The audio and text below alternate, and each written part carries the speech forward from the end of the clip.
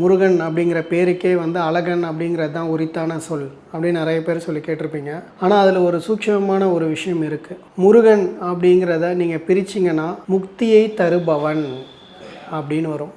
அப்படிங்கிறது முக்தியை குறிக்கும். தருபவன்றது தான் அந்த ருவன் அப்படிங்கிறது தருபவன் அப்படிங்கிறத வந்து குறிக்குது.